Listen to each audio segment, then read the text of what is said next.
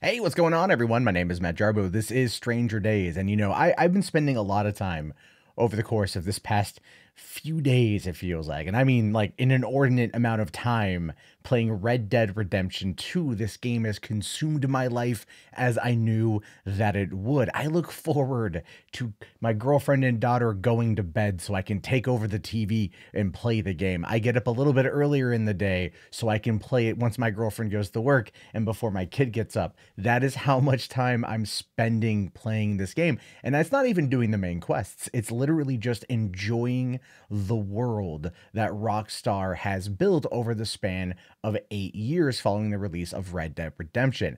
But with the release of the game, obviously comes some ups and some downs. One of the ups is very much the $725 million that the company has earned since launch on Friday, as well as just the completely well-deserved praise that comes with the gaming press and the gaming community salivating and literally ejaculating over this title with good reason. But it also has some down points, right? There's some down points.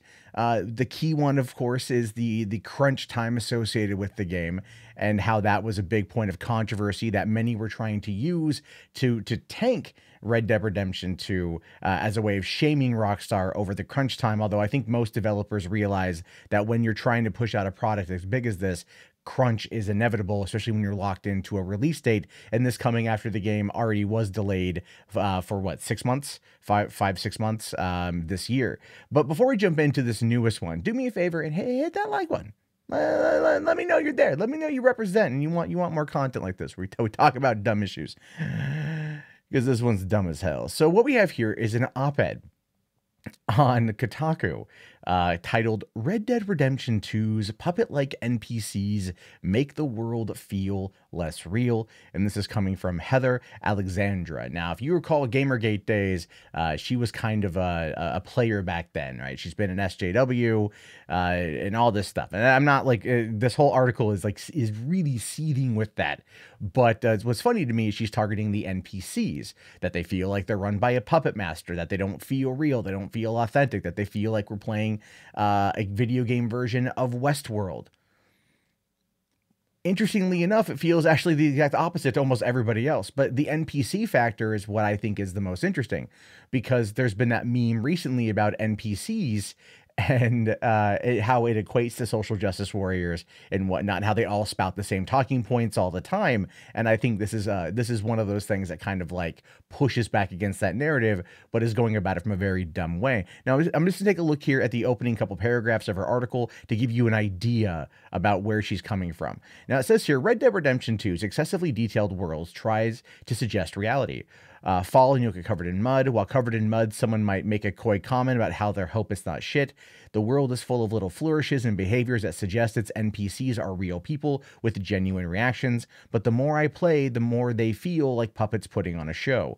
Red Dead Redemption 2 wants to draw the player into a sort of simulated, albeit overtly romantic version of ages past, where natural world bore less scars from industrialization and people always had stories or tall tales to share. The world reacts to the player. Shoot someone in the leg and they might end up with a prosthetic leg the next time you see them.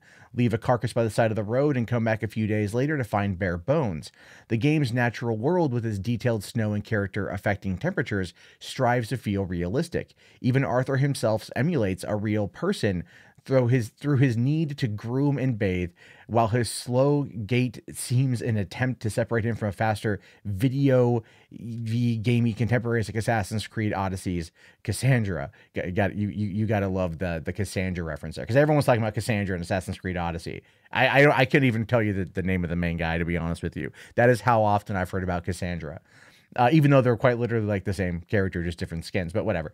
Now, he goes on to say, on the surface, NPCs aspire to be the same level of detail, acting out what seems to be full lives. An angry saloon goer tosses someone through a window for sleeping with his wife. A clumsy rider stops to calm their horse, only to get kicked in the head.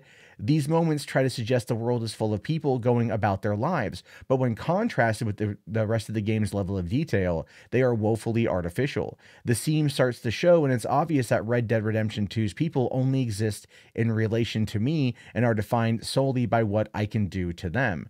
But here's the thing with that. So you can already kind of see where she's coming at this from, right? Especially that last line there. On the surface, NPCs aspire to the same level of detail, acting out what seems to be full lives. I think Heather's writing this article very much in reflection to herself, writing in reflection to her own beliefs and where she stands on these issues. This is a pushback against a meme that is more or less really taken the piss out of a lot of these types of commentators, because they know over the course of the past few years that they always stick to the same talking points. They always have the same reaction. You could ask them the same question and get the exact same answer verbatim across the board. Doesn't matter if it's in San Francisco, Portland, Oregon, Seattle, or New York, or wherever. You will get the same answer because they all play by the same script. They all act the same way. They all dress the same way. They all look the same way. They are the exact same. And therefore that takes away from them having full life experiences because they choose to live in an echo chamber. And she's, I think, seeing a reflection of that in Red Dead Redemption. However, the two examples she pointed at there, in regards to the, in regards to, you know, the guy throwing someone out the window, for sleeping with his wife. Yeah, that's been a meme. That's been, you know, one of those random events. All right. That's not necessarily scripted at a certain point in time in the game, nor is it necessarily scripted in regards to like any particular action you have to do. The way that Red Dead Redemption operates, especially like the guy who was calming his horse, actually, he wasn't calming his horse. He was trying to fix, I think like a something with the hoof, with the shoe on the horse gets kicked in the head after you walk by. It doesn't matter whether or not you walk by, and you say something or don't say something, the dude's going to die. If you say something, the dude's going to die. If you don't say something, the dude's going to die. It's a random event, and it's one that's happened a couple times. In fact, it's now essentially become, they took an arrow to the knee of Skyrim. That's what it is now. That's that meme, and it's hysterical. People keep sharing it because, for one, it caught you off guard, and two, it's so damn funny. But we can start to see, after looking at this article, that essentially she doesn't understand that all open world games are like this, right? Maybe it's because the pacing of Red Dead Redemption 2 is so slow. It's much slower than the first game.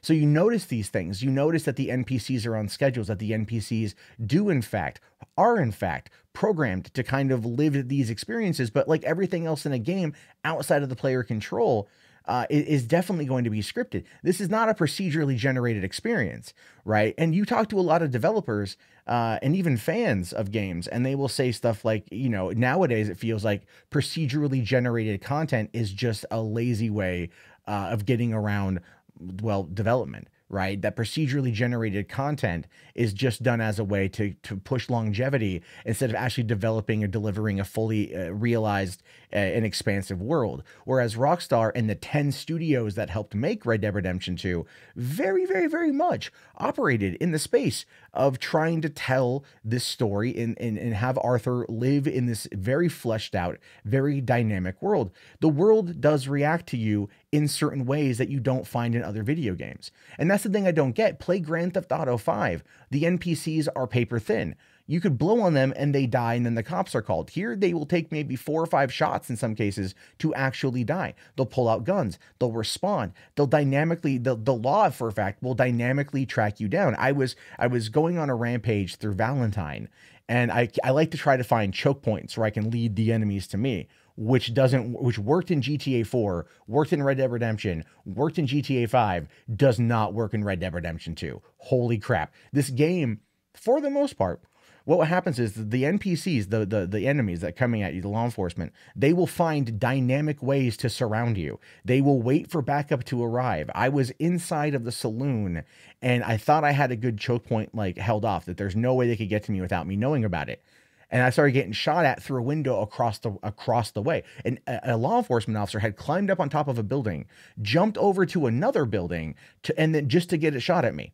That was the only way for him to get up there, was to literally climb up to the rooftops and run across a couple of them in order to get a line of shot on me to try to kill me. That is the dynamic aspect of the NPCs in this game. The enemies that you fight, they create a much more visceral experience that requires you to stay on your toes. The way the world is designed, even with the NPCs, in your survival and whether or not you're clean or whether or not you smell good or whatever is all designed around trying to keep you aware of your surroundings, and then the people respond to you. I think the problem here is that it's not that Heather feels that there is that these NPCs are like puppets, is that she sees the game development for what it is in regards to the limitation of AI, but here it's still expanded. They're trying to argue that it's like playing Westworld. That's yeah, Red Dead would be the same. Any open game, any open world game would be like that. You enter into a world where you can do what you want, and the world generally doesn't respond. It generally doesn't. In any other open world game, it generally doesn't respond. Here it does a bit more, not entirely, right? If you go and cause a chaos in a town, and you get a bounty, and you go and you pay off that bounty, or you go to jail or whatever, so you're clear of the law enforcement, the town will remember. They have a plus-minus rating of you, and they will respond. How many other games do that? Peter Molyneux tried to argue that with Fable from 2002. You know, oh, you could plant a tree in one town and come back at the end of the game, and it'll be grown into a full oak or something. That kind of progression doesn't exist. It's something that ends up, you know, being told to us by hype men. But at the same time, this game delivers more. It delivers more in regards to having a full open world where the NPCs have actually taught players empathy. They've taught players to respond in kinder ways. Yeah, I was watching a video today from a YouTuber who went into the game saying, I'm going to be the most evil, vindictive person I could be. And then talked about how he was completely in the red, completely a villain, completely a bad guy. And then through the course of the game and listening to these characters, the 800,000 lines of dialogue that have been recorded and acted out for these NPCs, these puppets to partake in. They have a broader vocabulary than people like Heather here do, to be honest with you. And as a result of the way that it was written, the world that was created, the stories that they told, empathy was gained. Empathy was achieved, and he stopped being as violent and despicable and started helping more people, being a better person as a result of the world and the lived experiences within it. That's the thing. Heather doesn't want to see past the edge of her own bigotry in this particular regard. This game held a mirror up to her own identity, I think, and I think she can't respond to it very well. But let's take a look here at the last bit. She says, I avoid towns more often than not in this game. I get too distracted by the animatronic people and their play-acting lives. Perhaps I've been playing games for so long that I can't help but see the puppeteer's strings. When I'm out in the forest or riding on the plains, things seem calmer. Red Dead Redemption 2's detailed environments are intoxicating enough that I forget myself for a time. But that silence always breaks. Suddenly there are broken stagecoaches, passengers on the side of the road, hillbilly ambushes, or a man caught in a bear trap. The world doesn't want me to forget all the things I can do to it, or all the riches characters can want to give me. There is so much content out there for all of me. All for me, that the game doesn't help, or they can't help but summon its theme park actors, crafted set pieces. After all, the greatest crime I could commit would be to miss them. And at that point right there, you summarize the entire point of the game. The entire point of the game is that you are in this world that is designed for you. It is designed for you to play as Arthur Morgan, to live in his shoes, to live his story, to have it played out for you. Not to be procedurally generated and told through just randomized text bubbles. This is a very well thought out, well developed, well put out there experience, and you're not getting it. You're not understanding the world around you. You see it for being fake and plastic, but it's, I think, pushing back on your own notion of what open world game design is, and maybe in some respects your own personal experiences and your own personal life. I think the response to this, and this is not only Heather that I've seen pushing this narrative, it's been other people that are coming at it from the left as well, have argued many times about the NPCs in this game. And I feel it's again, it's something that they can't understand, they can't grasp, because the NPC meme got to them. It really did. And as a result, they be mad. So they're taking out their frustration rather than, introspectively looking at themselves. They are attacking a game for taking the time to plot out the lives of the people that are in it. Yeah, Westworld did the same thing. Fine. A show about animatronic robots that react to you, and you can do whatever you want to them.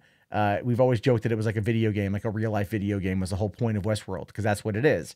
But here is a video game that is telling you one of the stories you could find in Westworld, and Heather finds that to be uncomfortable.